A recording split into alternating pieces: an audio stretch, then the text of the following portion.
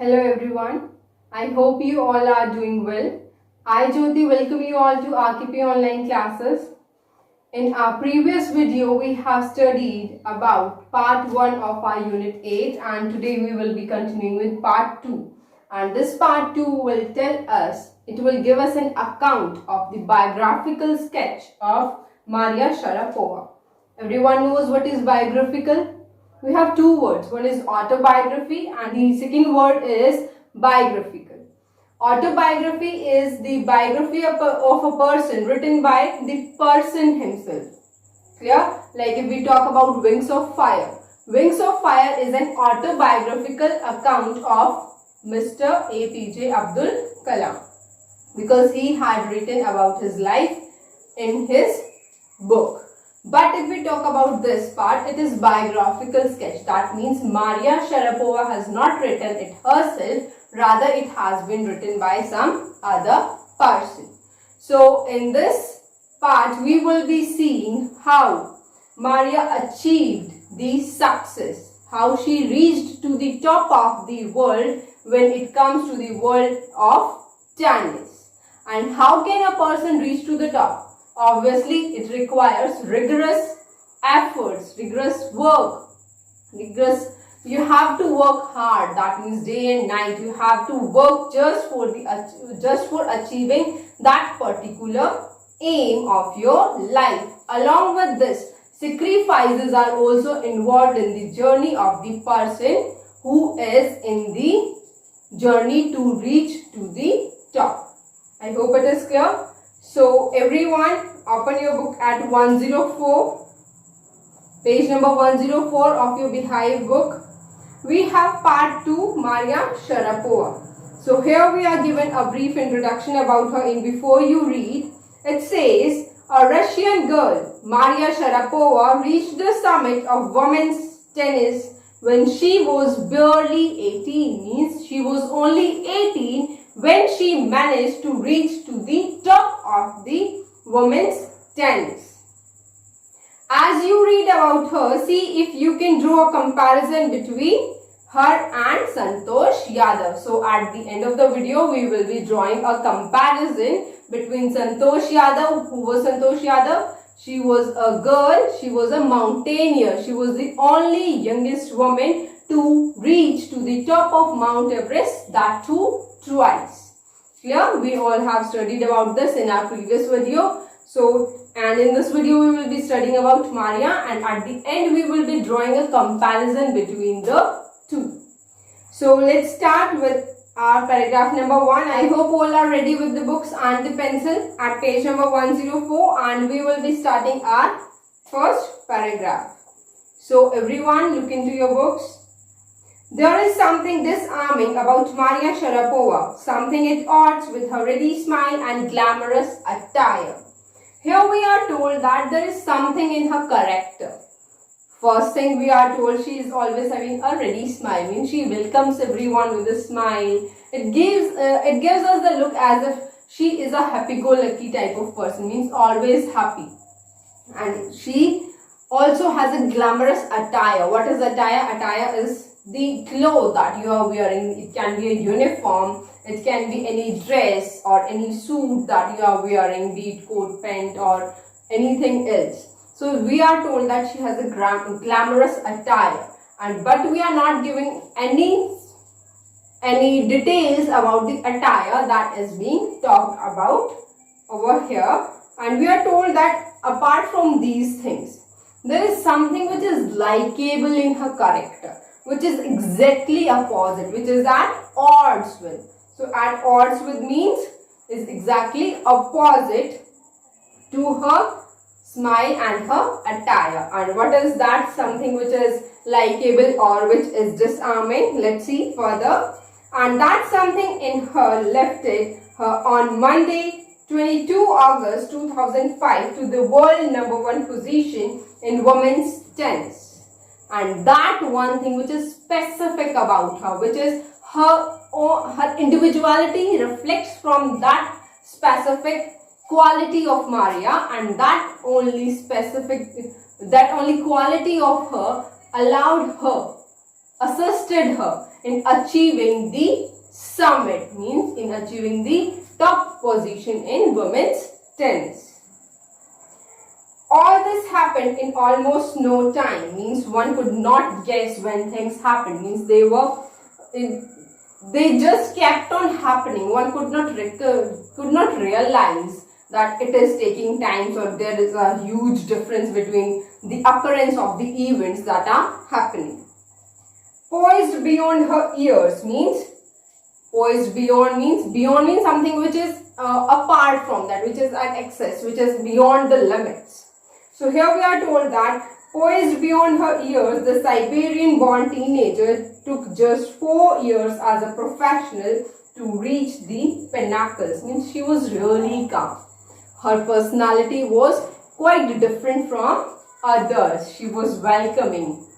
She always had a ready smile. She had a remarkable personality which was reflected through her glamorous attire. And the other thing which separates her from the crowd is that she only took 4 years. And she took 4 years in achieving the summit as a professional. What do you mean by professional now? Now there are many persons, there are many people who play badminton or tennis, but the people who play it at national or international level in different games, be it Olympics or be it any other Asian games or a Commonwealth games, those who play on national and international level, they are called professionals. They even earn through that sport. So she only took 4 years to reach to the pinnacle, to the summit, to the top of the world of tennis. Coming to page number 105, paragraph number 2, we have, however, the rapid ascent in a fiercely competitive world began 9 years before with a level of sacrifice few children would be prepared to endure. Little Maria had not yet celebrated her 10th birthday when she was packed off to train in the United States. That trip to Florida with her father Yuri launched her on the path to success and stardom. But it also required a heart-wrenching 2-year separation from her mother Yelena. The latter was compelled to stay back in Siberia because of visa restrictions. The 9-year-old girl had already learned an important lesson in life, that tennis excellence would only come at a price. Now we are told how she managed to reach. We have already been told that she took 4 years to reach to the summit. She took 4 years to reach to that height in the world of tennis. But did that happen all of a sudden? Because when you are learning something, you don't learn to walk just at the age of 9 or 10. You start learning it at the age of 2 or 3. And it takes time. So similarly, how did she learn tennis? Did she learn it in just one day? That is not quite possible. So it took, before the 4 years that we are talking of as a professional player, she took 9 years. So we are told here that she sacrificed many things which few children can only do. Means when as a child we are, when it comes of that, when we come to know that we are being separated from our mother, be it for any reason, we can't tolerate it because we are used to the care, to the support, to the love that we get from her. But she managed to stay away from her mother. She sacrificed it. And why did she sacrifice? Because she knew that it was worth. She had to do this if she wanted something for herself. If she wanted a career in tennis, so she would have to part away from her mother. And what was the reason behind her mother staying back? The reason was that she didn't have the visa for which, with the help of which they can travel. And as she was not having the visa, Maria had to travel with her father to the another place where she stayed with her father. Now we are also told the exact time when she left for that place. We are told that she was in her 10th standard. Means she was of 10 years, she was celebrating her 10th birthday, and at that time only she had to separate from her. She knew very well that if she wants that success and stardom, she will have to work really hard, and in working really hard, she will even forget. We will see in the when we will read further, we will get to know few other details about her career, about different things. So let's proceed further. I used to be so lonely, Maria Sharapova recalls. I missed my mother terribly. My father was working as much as he could to keep my tennis training going, so he couldn't see me either. Now she was left all alone. Why she was left all alone? Because though she came with her father, but to manage the expenses of their living in a at a foreign place, they had to pay. And to pay for the expenses, to pay for the training of Maria, her father had to work really hard. And as he worked really hard, so that he can earn more and more to assist Maria, he had to stay away from her. Now she didn't have her father. Now she didn't have her father and her mother, and she was missing her mother terribly, because as we see, whenever we feel hurt, the first name that strikes to our mind is of our mother. So same happened over here. Coming to the fourth paragraph, we have, because I was so young, I used to go to bed at 8 p.m. So she was young, obviously 10 years old girl. She was young, so she used to go to bed at 8 p.m. The other tennis pupils would come in at 11 p.m. and wake me up and order me to tidy up the room and clean it. Now we are told here that though she used to sleep at 8, her seniors or other teammates that were there in that place where she was staying, they used to come at 11 and they used to wake up her from the sleep, and they used to ask her to clean that area where they were staying.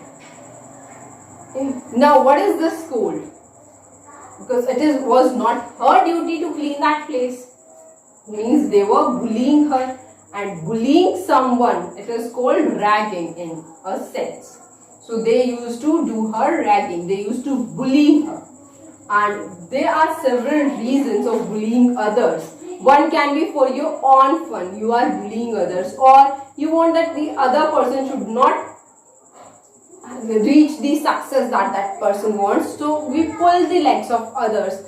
We are not managing to work hard. Instead, we are pulling others back. We are bullying them so that they feel mentally tortured, if not physically. But here physical torture was also there. Her health would have affected, as she had to clean that whole area in the middle of the night. Paragraph number 5 we have at page number 106. Instead of letting that depress me, I became more quietly determined and mentally tough. I learned how to take care of myself. I never thought of quitting because I knew what I wanted. When you come from nothing and you have nothing, then it makes you very, very hungry and determined.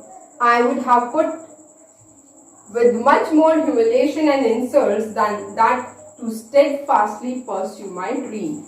Now what she says is, if we talk about normal persons, normal people, if we talk about them, it so happens that if someone is hurting us, if someone is bullying us, we start to cry. It is really a reflexive emotion.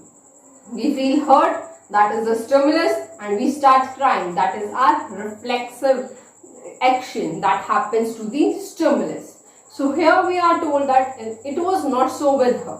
Though she was feeling hurt, but she was not crying. It was making her tougher day by day. She determined in her mind that however torture comes my way, I will bear each and everything. She was so steadfast, she was so determined, she had made up her mind that she will achieve her dream at every cost. If she had to bear the tortures, she will bear them without complaining. That toughness runs through Maria even today. It was the key to her bagging with the women's single crown at Wimbledon in 2004 and to her meteoric rise to the world #1 spot the following year. Now we are told that she still had that steadfastness in her. She still had that determined attitude in her, which makes her focused. We are told that she is still emotionally strong. Physically strong she is, but she is also mentally strong. She doesn't allow others to control herself even mentally or emotionally. And that was the only reason that she begged prize at Wimbledon in 2014. And meteoric rise means it was a sudden rise. Anyone would not have expected it, that just in series, just the following year, she will bag the first position. But she managed to do so, and the only reason behind her doing so was her determined attitude. She had the will of iron. She had the iron will, and hence she worked upon her dreams.